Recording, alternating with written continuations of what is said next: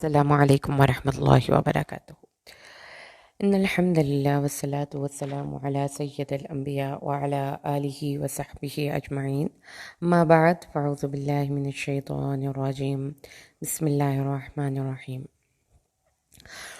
انشاءاللہ الرحمن آج کے اس لیسن میں ہم سورۃ الانفال سے آیت 1 سے لے کر 27 تک اور 9ویں پارے کا لیسن نمبر 4 ہے، یہ سلاس سے آخر تک ہم پڑھتے ہیں اللہ کے حکم سے اور اس کو جاننے کی کوشش کرتے ہیں۔ اعوذ باللہ من الشیطان الرجیم، بسم اللہ الرحمن الرحیم۔ یسألونک عن الانفال قل الانفال للہ والرسول فاتقوا اللہ واصلحوا ذات بینکم واطیعوا اللہ ورسولہ ان کنتم مؤمنین۔ وہ تم سے غنیمتوں کے بارے میں پوچھتے ہیں، کہہ دیجیے غنیمتیں اللہ اور اس کے رسول کے لیے ہیں، سو اللہ سے ڈرو اور آپس کے تعلقات درست رکھو اور اللہ اور اس کے رسول کا حکم مانو اگر تم مومن ہو۔ جی، نفل کی جمع ہے یہ انفال، ٹھیک ہے، اور یہ صورت مدنیہ ہے اور اس کا جو نزول کا ٹائم ہے یہ ہے بدر کے بعد۔ بدر جیسے کہ آپ کو پتہ ہے کہ ایک معرکہ ہوا تھا مسلمانوں اور کافروں کے درمیان۔ اب اس میں جو تھوڑی سی اس کی آپ کو بیک گراؤنڈ بتا دیں، وہ یہ تھا کہ ایک قافلہ، تجارتی قافلہ ابو سفیان کی سر قیادت میں آ رہا تھا شام سے، اور وہ جا رہا تھا مکہ، اور ان کا جو درمیان میں راستہ پڑتا تھا نا وہ پڑتا تھا مدینہ۔ اب مسلمانوں نے چونکہ تھوڑی سی طاقت حاصل کر لی تھی تو وہ ان کو دھمکانے کے لیے، ان پر شبخون مارنے کے لیے تیار ہو گئے کہ ان کو ذرا تھوڑا سا ڈرائیں اور کچھ ان سے مال وغیرہ لے کر آئیں ذرا، کیونکہ انہوں نے ہمارے خلاف استعمال کرنا ہے۔ اچھا، جب مسلمان یہ سوچ کے نکلے تو ابو سفیان کو مخبری ہو گئی کہ مسلمانوں کا یہ ارادہ ہے۔ اس نے اپنے واپس جہاں سے وہ مکہ میں نا، اس نے پیغام بھیج دیا کہ ہمارے قافلے پر حملہ ہونے والا ہے تو ہماری مدد کی جائے۔ یہ دراصل یہ واقعہ ہوا تھا، لیکن وہاں پر ابو جہل تھا جو سردار تھا وہاں پہ، تو آپ کو ابو جہل کے اسلام دشمنی تو پتہ ہے، تو بہت شدید تھا اسلام میں دشمنی کے حوالے سے۔ اس نے پھر جناب سب لوگوں کو اکٹھا کیا اور وہ ایک بہت بڑا سا لشکر تیار کر کے، وہ بظاہر وہ اپنے قافلے کی حفاظت کے لیے آ رہا تھا، اور مسلمان بظاہر اس قافلے کو لوٹنے جا رہے تھے۔ دونوں کا آپس میں، یعنی مسلمانوں کا اور کافروں کا، لڑائی کا کوئی ارادہ نہیں تھا۔ تو ابو سفیان جو ظاہر ہے کہ اس قافلے کا امیر تھا، اس کو اس سارے عرب اپنے مکہ کے لوگوں کے کافی زیادہ وہاں پہ پیسے اور یہ سارا کچھ تھا ان کا، تو ان کو بھی تو حفاظت کا تھا نا، تو انہوں نے، ان کے پاس صرف 40 لوگ تھے حفاظت کے لیے اس قافلے کے ساتھ۔ تو انہوں نے پھر کیا کیا، انہوں نے راستہ چینج کر لیا، یعنی جس راستے سے وہ مکہ پڑتا تھا نا، انہوں نے وہ روٹ ہی نہیں اڈاپٹ کیا۔ تو اب مسلمان تو گئے ہوئے تھے ان کو ذرا دھمکونے۔ اب یہاں پر یہ ہوا کہ بنا تیاری کے مسلمان 313 تھے صرف، اور اس طرح سے دونوں کی جنگ ہو گئی۔ تو یہ سارا اس کا تھوڑا سا بیک گراؤنڈ ہے جو آپ کو پتہ ہونا چاہیے۔ اور دوسری بات یہ ہے کہ جب جنگ ہوتی تھی تو اس دور میں کیا ہوتا تھا کہ جنگ کا جو مال جس کے جو ہاتھ لگ گیا بس وہ اس کا ہو گیا، جس کو کہتے ہیں، اس کو لفظ کہتے ہیں لوٹ مار۔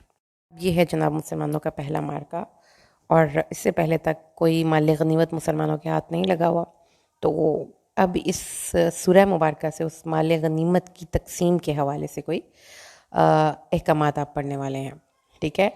تو یہ جنگ کے حوالے سے، جیسے آپ کہتے ہیں نا، وہ جس کو کسی کو بڑی ایکشن موویز کا شوق ہوتا ہے، لڑکوں کو خاص طور پہ، تو یہ کچھ قرآن پاک میں نا کچھ صورتیں بڑی ایکشن میں ہیں، بڑی اس میں جو ہے نا وہ مردوں سے ریلیٹڈ سارے معاملات، جس میں لڑائی، جنگ، مال غنیمت اور یہ ساری چیزیں ہوں گی۔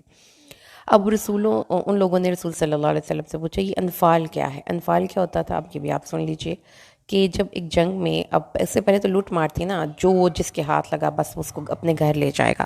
یہاں پر اسلام نے کہا کہ جو بھی کسی جگہ سے آپ لے کر آئیں گے نا دشمنوں کا مال، ان کا اسباب، آپ نے لا کر ایک جگہ پر جمع کروا دینا ہے اپنے سپاہ سالار کو، پھر وہ اس کو 5 پارٹس میں ڈیوائڈ کرے گا۔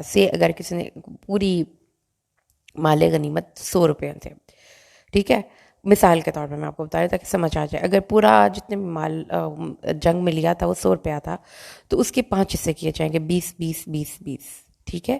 اس 20 میں سے ایک 20 روپے سائڈ پہ پہلے کر لیے جائیں گے، 5واں حصہ، اور باقی 80 روپے جو ہیں وہ ساری فوج میں تقسیم کر دیے جائیں گے بشمول لیڈر کے۔ یہ ہے مال غنیمت کی تقسیم کا طریقہ۔ اور اس میں بھی جو آپ کے سوار ہیں، ٹھیک ہے، وہ 3 حصے لیں گے، 2 حصے اپنے گھوڑے کے اور 1 حصہ اپنا، اور جو پیدل ہے وہ ایک حصہ لیں گے، تو پھر جو فردر ڈویژن ہوگی وہ اس کے حساب سے ہوگی، یعنی کہ ایک سوار کو 3 حصے ملیں گے، آپ ایک حصے پہ، اور اس کے بعد ایک حصہ پیدل کو ملے گا۔ یہ سارا کچھ سمجھ آ گئی؟ ہاں جی، اب یہ ہے انفال جو کہ 5واں حصہ ہے۔ اللہ تعالیٰ سے کہ نبی سے پوچھا یہ انفال کیا ہے، تو اللہ نے جواب دیا یہ اللہ اور اس کے رسول کا حصہ ہے۔ تو جو انفال ہے وہ ایک جو 5% اس میں سے نکال دیا آپ نے، وہ پھر اس کے آپ نے کیا کرنا ہے، وہ سپاہ سالار کو ملے گا، وہ اپنی ضروریات کے لیے اور اپنے غریبوں مسکینوں کے لیے اور فوجیوں پر اور ہتھیاروں پر اور گھوڑوں وغیرہ پر، یا کسی جنگ میں بہت اچھی کارکردگی کا مظاہرہ کیا ہوگا اس کو دینے کا اختیار تھا، یعنی کہ وہ اس کو پھر تصرف کر سکتا، باقی فوج میں تقسیم کر دیا جاتا ہے۔ تو اس میں بیلنس بھی آپ دیکھ لیجئے کتنا زبردست اور عمدہ فیصلہ۔ اللہ سے ڈرو اور آپس میں اصلاح کرو، اور اللہ تعالیٰ نے پھر فرمایا اللہ اور اس کے رسول کی اطاعت کرو۔ تو اطاعت اللہ اور اس کے رسول کی ہر جگہ پر ضروری ہے۔ یہ نہیں ہے کہ مال غنیمت آ جاتا ہے، پیسے نظر آ رہے ہوتے ہیں تو لڑائیاں شروع ہو جاتی ہیں، ایسے ہی ہوتا ہے نا۔ اس لیے اللہ تعالیٰ نے یہاں پہ ضرور کہا ہے کہ اللہ سے ڈرو، اور اس میں لڑنے جھگڑنے کی ضرورت نہیں، جو تمہیں مل جائے گا وہ اللہ تعالیٰ نے دے دینا۔ آگے جی، مومنین کی ایک بڑی خوبصورت صفت ہے، اور یہ ایک لٹمس ٹیسٹ بھی ہے، میں اپنے آپ سے بھی پوچھتی ہوں، اور آپ بھی اپنے آپ سے پوچھیے کہ کیا ہمارے دلوں کی حالت ایسی ہی ہوتی ہے جب ہم اللہ کی کتاب کو سنتے ہیں؟ انما المؤمنون الذین اذا ذکر اللہ وجلت قلوبہم واذا تلیت علیہم آیاتہ زادتہم ایمانا وعلی ربہم یتوکلون۔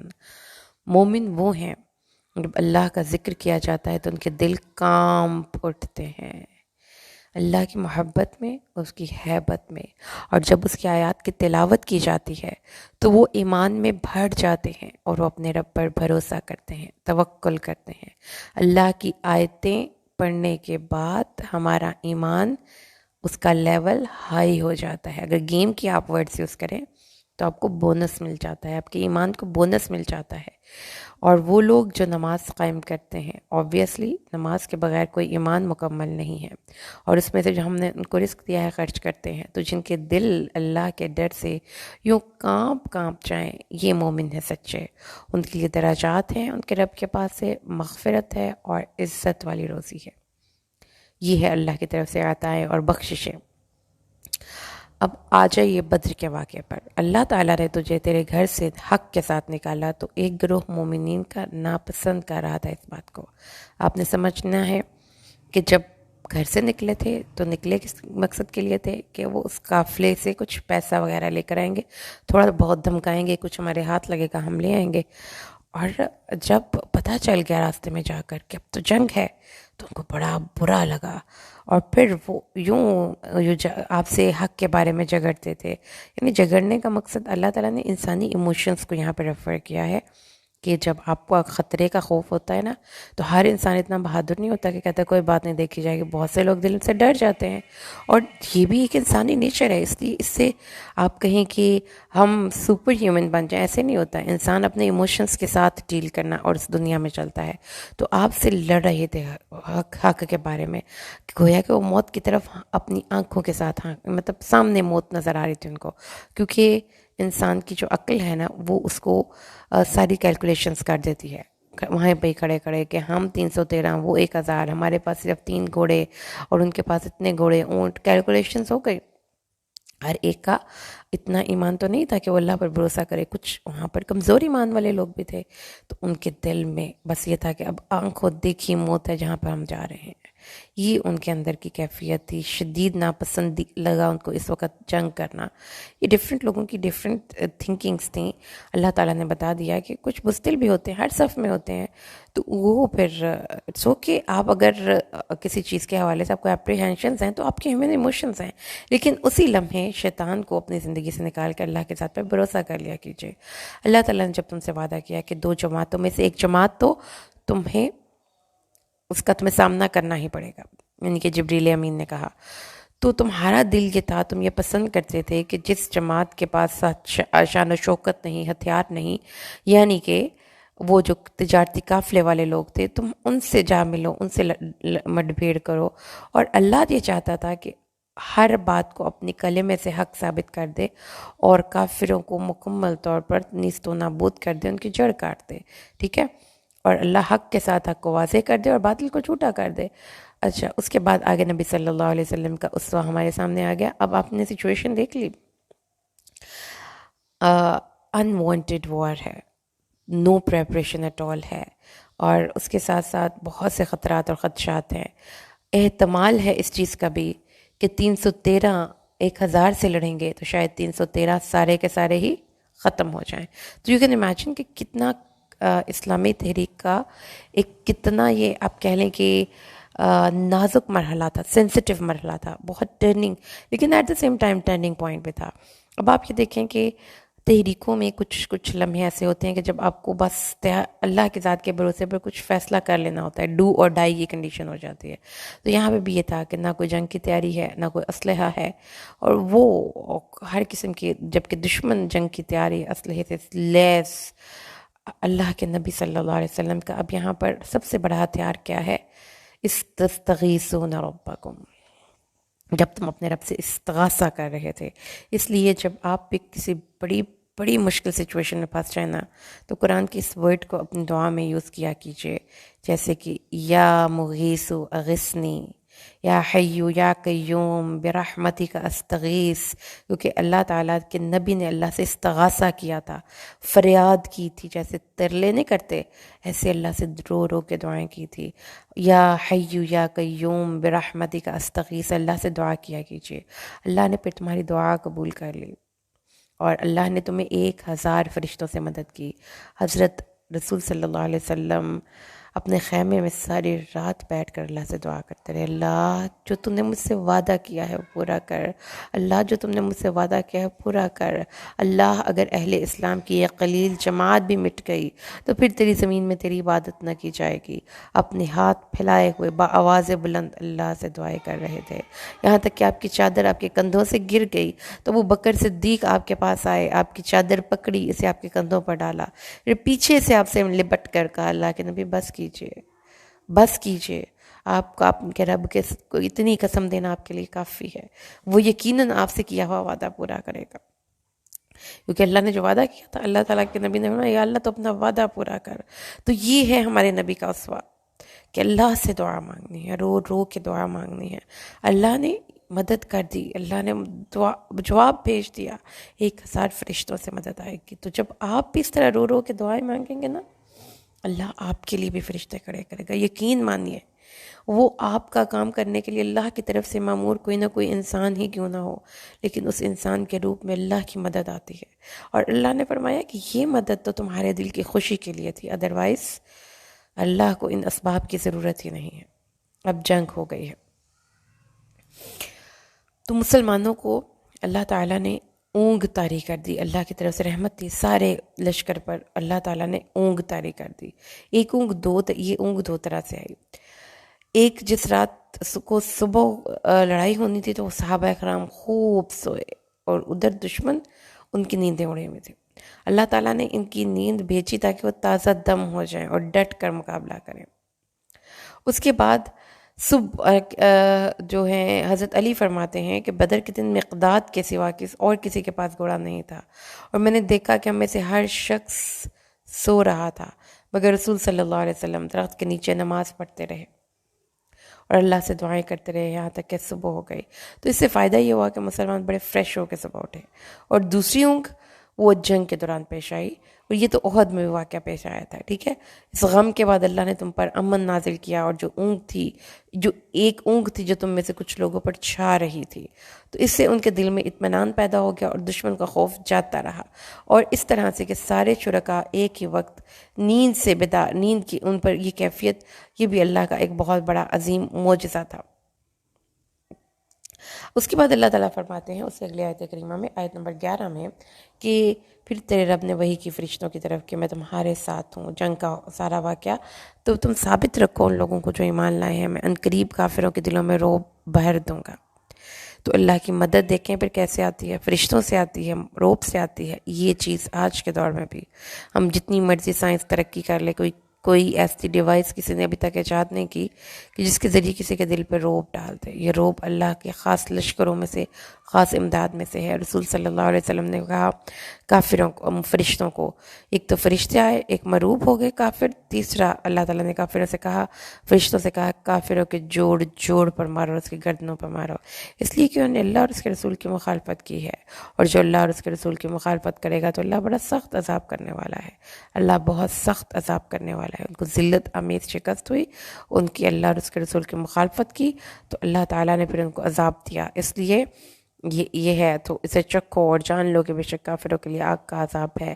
اے وہ لوگوں جو ایمان لائے ہو، جب تم ان لوگوں سے جو کافر ہوئے ہیں ملا کرو تو ان سے پیٹھ نہ پھیرا کرو. مطلب کیا ہے کہ بہت بڑا لشکر بھی ہو تو آپ نے بزدلی کا مظاہرہ نہیں کرنا، اپنی کم ہمتی کا مظاہرہ نہیں کرنا، اپنا بیسٹ شو کرنا ہے.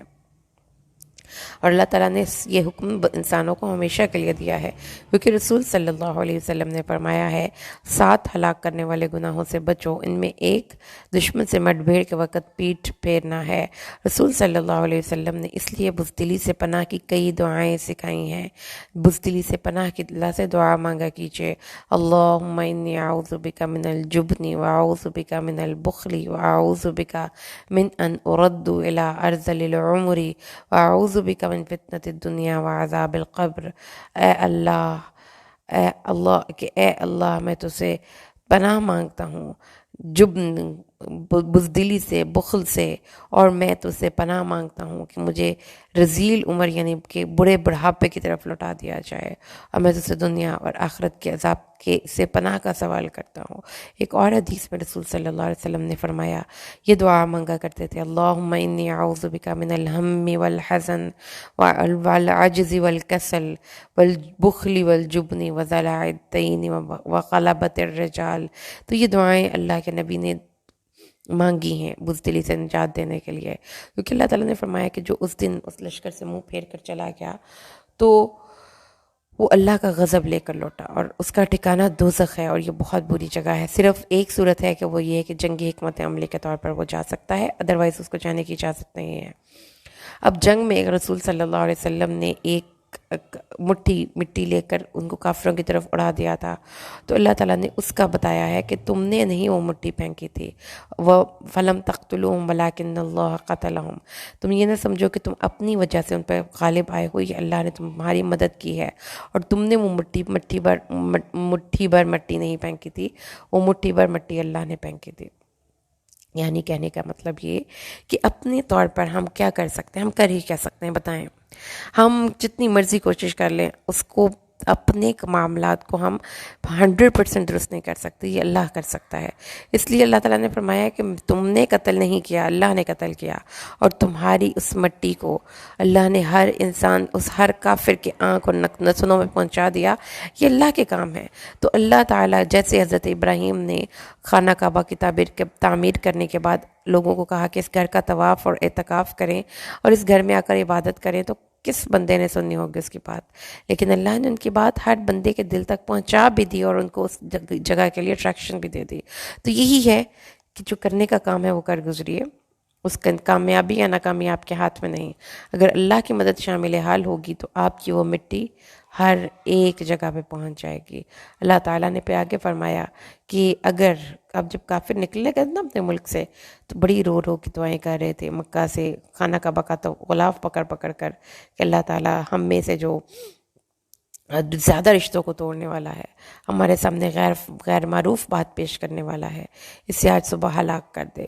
تو یہ فیصلہ طلب کرنے والا ابو جہل تھا. تو اللہ تعالیٰ نے پھر کفار مکہ سے خطاب کیا کہ اگر تم فیصلہ چاہو، کیونکہ انہوں نے مکہ سے روانہ ہوتے وقت اور ابو جہل نے مارکہ بدر سے پہلے یہ دعا کی تھی، ہم میں سے جو حق پر ہے اسے غالب اور جو باطل پر ہے اسے رسوا کر. تو الفت کا مطلب حکم اور فیصلہ ہے. تو اللہ تعالیٰ نے فرمایا اگر فیصلہ چاہتے ہو تو یہ فیصلہ آ گیا، اور اگر تم پھر مسلمانوں کی مخالفت اور ان کے ساتھ جنگ کرو گے تو پھر ہم بھی تمہارے ساتھ یہی سلوک کریں گے، اگرچہ تمہاری جماعت کتنی ہی بڑی کیوں نہ ہو. ان اللہ مع المؤمنین، اور اللہ مومنوں کی، جان رکھو کہ اللہ مومنوں کے ساتھ ہے. آگے اللہ تعالیٰ نے مومنوں کو گائیڈ کیا، اے ایمان والو اللہ اور اس کے رسول کی اطاعت کرو اور اس سے اعراض نہ کرو اور روگردانی نہ کرو حالانکہ تم دیکھ رہے ہو، یعنی کہ اللہ کے رسول کے بات کے ساتھ کسی اور کی بات نہ مانو اور ان لوگوں کی طرح نہ ہو جانا، یعنی اہل کتاب، منافقین، مشرک جو کہتے تھے ہم نے سنا اور وہ سنتے نہیں۔ کیا مطلب ہے اس کا، سنا اور سنتے نہیں؟ یہ وہ آپ جب لسننگ ٹیکنیکس کی ذکر کرتے ہیں تو اس میں ایک ہوتا ہے ہیئرنگ، ایک ہوتا ہے لسننگ۔ ہیئرنگ میں ہوتا ہے کہ آپ رینڈملی سن رہے ہیں، جیسے کہ آپ کے ارد گرد موٹر چل رہی ہے یا گھڑی کی آواز ہے، اور لسننگ ہوتا ہے کہ آپ بڑی اٹینٹیولی سن رہے ہیں۔ تو ان کے بارے میں اللہ تعالیٰ نے فرمایا کہ وہ جو ہیئر کرتے تھے وہ لسن نہیں کرتے تھے، ان کی سوچوں کی جو ایک رو تھی وہ کہیں اور ہی بہکتی رہتی تھی، اور ان کے کانوں میں آوازیں تو پڑتی تھیں لیکن اس کو سمجھتے نہیں تھی کیونکہ ان کی توجہ نہیں ہوتی تھی۔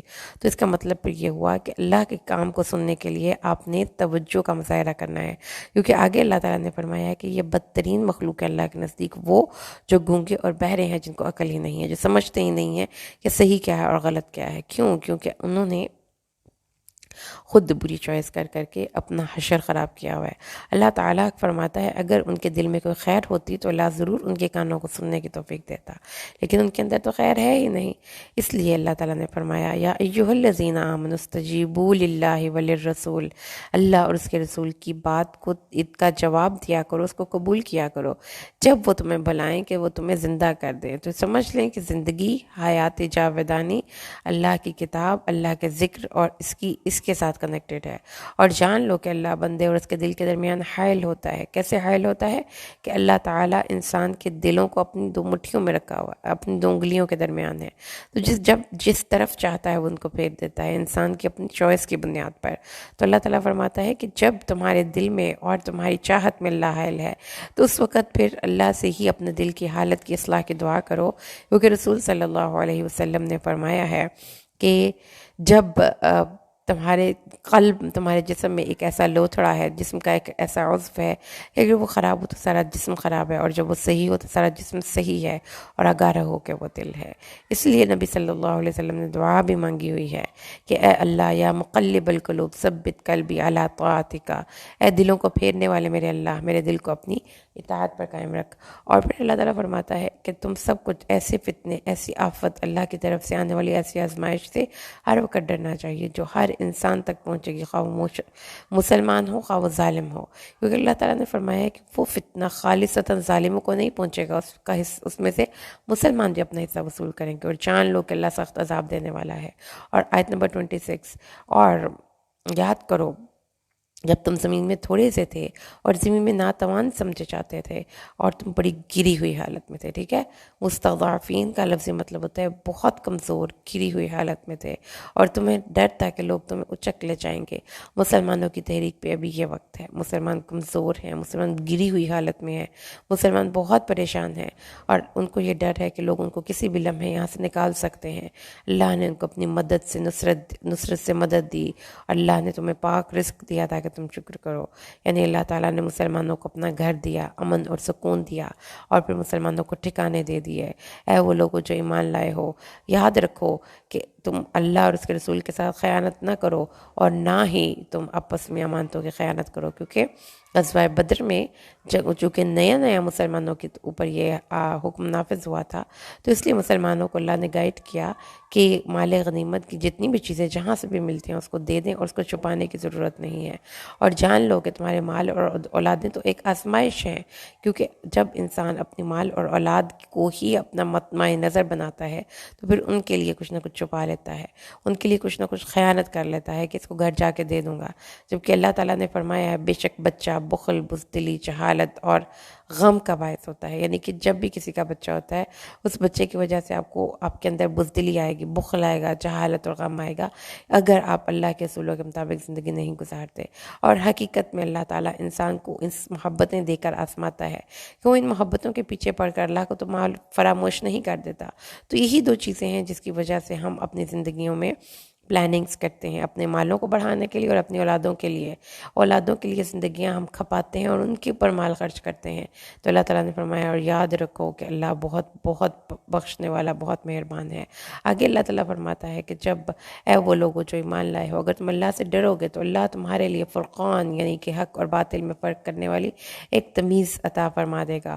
تو یہ تقویٰ کا بہت بڑا فائدہ ہے کہ آپ کو ایک بصیرت مل جاتی ہے چیزوں کو صحیح اور غلط کو فرق کرنے میں، اور اللہ تعالیٰ تم سے تمہاری برائیوں کو روک دے گا اور بخش دے گا، اور اللہ بخشنے والا رحم کرنے والا ہے۔ اور پھر جب اللہ تعالیٰ نے پھر بتایا کہ جب تم مکر کیا تیرے ساتھ ان لوگوں نے جنہوں نے کفر کیا، کہ وہ یا تو تجھے نکال دیں یا خفیہ تدبیریں کر رہے تھے، تجھے قید کر دیں یا تجھے قتل کر دیں یا تجھے نکال دیں، وہ خفیہ تدبیریں کر رہے تھے، اور اللہ بھی خفیہ تدبیریں کر رہا تھا۔ کیوں؟ کیونکہ انہوں نے آپس میں یہ فیصلہ کیا ہوا تھا کہ سب قبیلے کا ایک ایک بندے کو پکڑیں گے، اور اس بندے کو پکڑنے کے بعد ہم جناب نبی صلی اللہ علیہ وسلم کو کئی مکان کا گھیراؤ کر کے ان کو مار دیں گے۔ یہ ان کی جو تینوں مخالفت اس حد تک چلی گئی تھی۔ تو اللہ تعالیٰ نے فرمایا، پھر حضرت جبرائیل آئے اور انہوں نے آ کر نبی صلی اللہ علیہ وسلم کو کہا یہاں سے نکلیے، اللہ نے آپ کو جہاد ہجرت کا اذن دے دیا ہے۔